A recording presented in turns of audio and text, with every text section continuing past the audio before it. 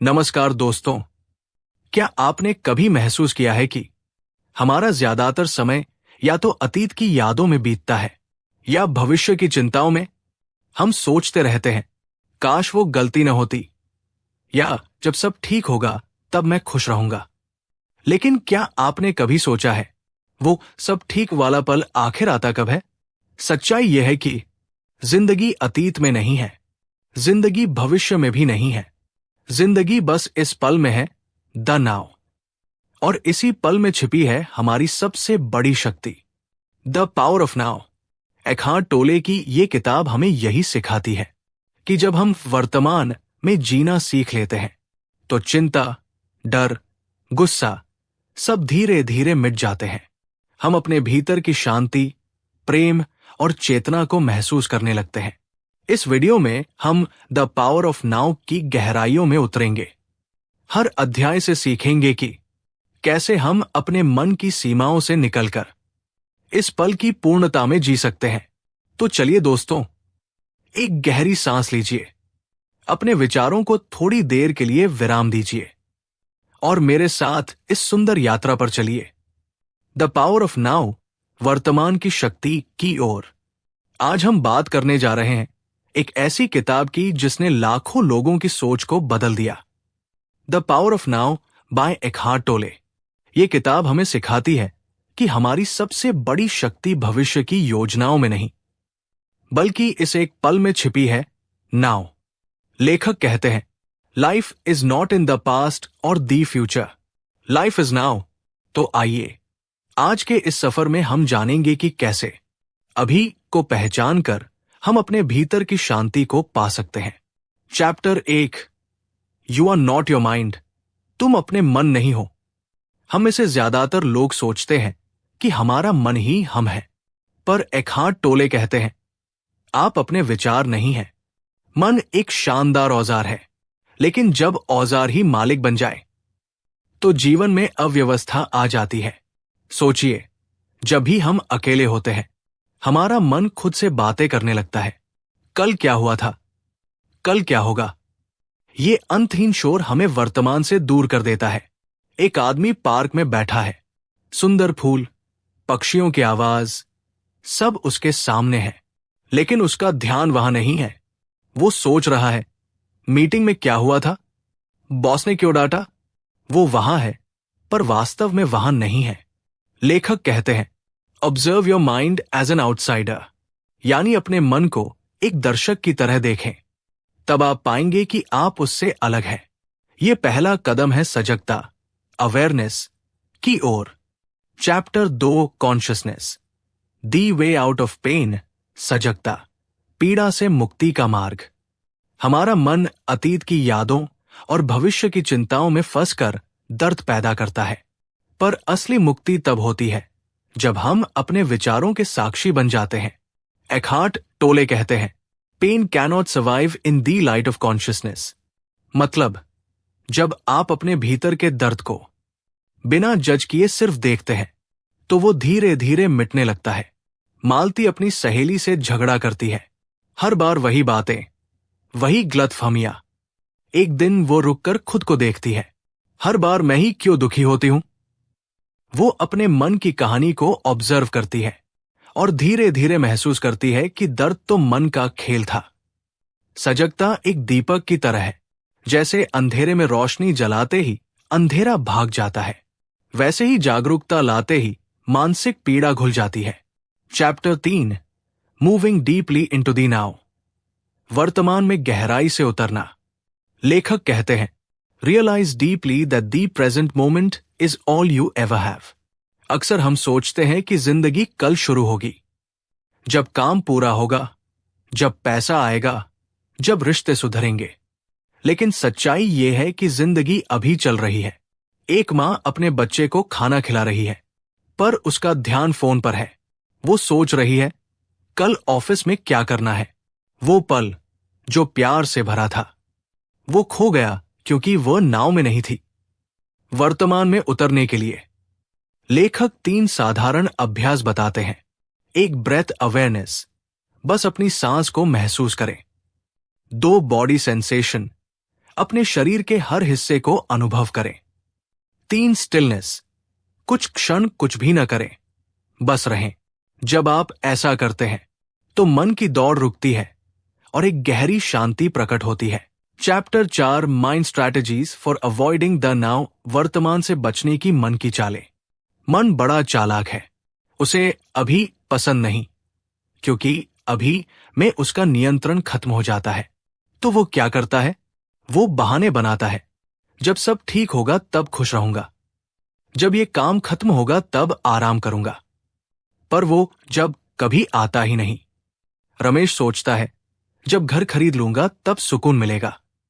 वो सालों मेहनत करता है, घर खरीद लेता है, पर अब सोचता है, अब बड़ा घर चाहिए।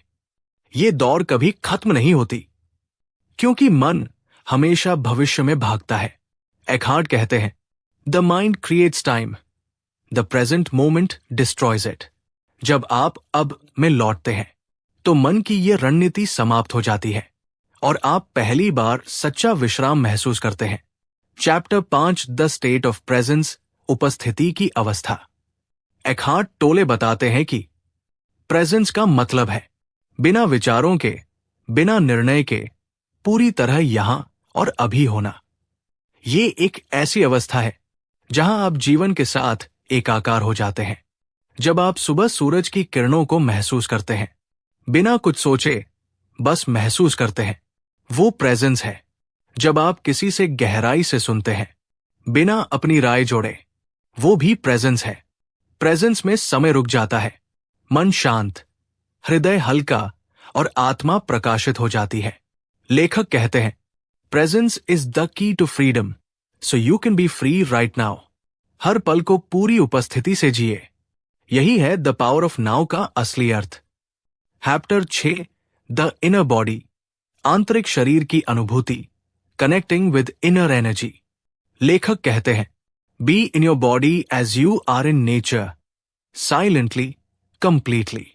हम हमेशा अपने दिमाग में रहते हैं, सोचते हैं, चिंतित रहते हैं, योजना बनाते रहते हैं, लेकिन द पावर ऑफ नाउ कहती है कि शरीर को महसूस करना ही वर्तमान में आने का सबसे आसान और शक्तिशाली तरीका है।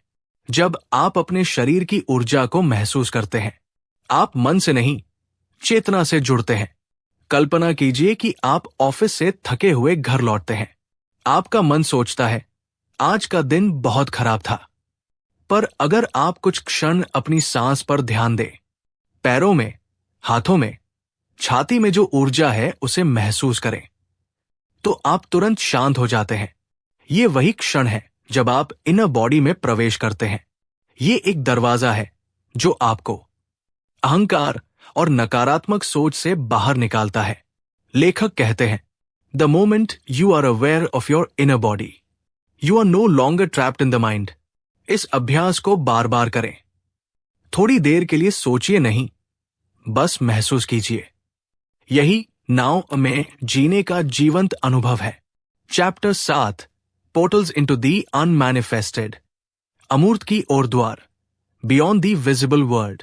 अनमैनिफेस्टेड यानी वह जो दिखता नहीं परंतु सबका स्रोत है। टोले कहते हैं, the stillness within you is the gateway to the unmanifested. जब हम पूरी तरह शांत होते हैं तो हम केवल अपने विचारों से नहीं बल्कि अस्तित्व की गहराई से जुड़ जाते हैं। रात में जब आप आसमान देखते हैं, तारे, चांद और बीच में गहरी खामोशी, वही खामोशी अनमैनिफेस्टेड है। उसी से सब कुछ उत्पन्न होता है। इस अध्याय में लेखक बताते हैं कि हम इस अमूर्त चेतना तक पहुंच सकते हैं 3 रास्तों से। एक साइलेंस, मौन, कुछ समय के लिए बोलना और सोचना दोनों छोड़ दें। 2 स्टिलनेस, शांति, शरीर को स्थिर करें और भीतर के कंपन को महसूस करें। 3 सरेंडर, आत्मसमर्पण, जो भी इस क्षण में हो रहा है उसे पूरी तरह स्वीकार लें। ये तीनों द्वार हमें उस शुद्ध अस्तित्व तक पहुंचाते हैं जहां दुख, डर और समय की पकड़ नहीं होती। चैप्टर 8 एनलाइटेंड रिलेशनशिप्स, जागरूक रिश्ते, कॉन्शियस रिलेशनशिप्स। एकहार्ट कहते हैं, relationships are not to make you happy, they are to make you conscious. जब तक हम अनजाने हैं, हम अपने रिश्तों में आसक्ति और अपेक्षा लेकर आते हैं। हम दूसरे व्यक्ति को पूरा करने का माध्यम समझते हैं, पर यह गलतफहमी ही दुख की जड़ है। सीमा और अमित शादीशुदा है। अमित चाहता है कि सीमा हमेशा उसे खुश रखे। सीमा चाहती है कि अमित उसे समझे। दोनों चाहत में जी रहे हैं, उपस्थिति में नहीं। एक दिन सीमा इकहार टोले की किताब पढ़ती है और सोचती है, क्या मैंने कभी अमित को सच में सुना है, बिना जजमेंट के? वो पहली बार सचेत होकर अमित से बात करती है। धीरे धीरे उनका रिश्ता बदलने लगता है। सच्चा प्रेम तब जन्म लेता है जब हम दूसरे को नहीं बदलते, बल्कि उन्हें इस क्षण में स्वीकार करते हैं। लेखक कहते हैं, love is a state of being. It's not something you fall into, it's who you are. Chapter 9, beyond happiness and unhappiness. सुख और दुख से परे, पीस बियॉन्ड ड्युअलिटी। टोले कहते हैं, true peace is not happiness but freedom from happiness and unhappiness. हम हमेशा खुश रहने की कोशिश करते हैं, पर खुशी और दुख दोनों ही मन के दो पहलू हैं। एक आता है, दूसरा चला जाता है। अगर आप इन दोनों के पार चले जाए, जहां कुछ भी स्थायी नहीं, वहां एक शांत तट है जहां सच्ची शांति रहती है। कल्पना कीजिए, बारिश हो रही है। आपका मूड अच्छा है क्योंकि आपको बारिश पसंद है, पर अगली बार जब बारिश किसी काम को बिगाड़ देती है तो आप चिढ़ जाते हैं। अब सोचिए, क्या बारिश बदली? नहीं, आपकी प्रतिक्रिया बदली। जब आप हर परिस्थिति को जैसा है वैसा स्वीकारते हैं, तो आप उस परिवर्तन के पार पहुंच जाते हैं। यही है सच्ची अंतर शांति, inner peace. Chapter 10, the meaning of surrender, आत्मसमर्पण, सरेंडर टू द नाउ। ये किताब का सबसे सुंदर और गहन अध्याय है। सरेंडर का मतलब हार मानना नहीं है, बल्कि जो कुछ है उसे पूर्ण स्वीकृति देना है। एकहार्ट टोले कहते हैं, surrender is the simple but profound wisdom of yielding to rather than opposing the flow of life. हम अक्सर हर स्थिति से लड़ते रहते हैं। ऐसा क्यों हुआ? ये मेरे साथ ही क्यों? पर जब हम आत्मसमर्पण करते हैं तो प्रतिरोध समाप्त होता है और शांति अपने आप आ जाती है।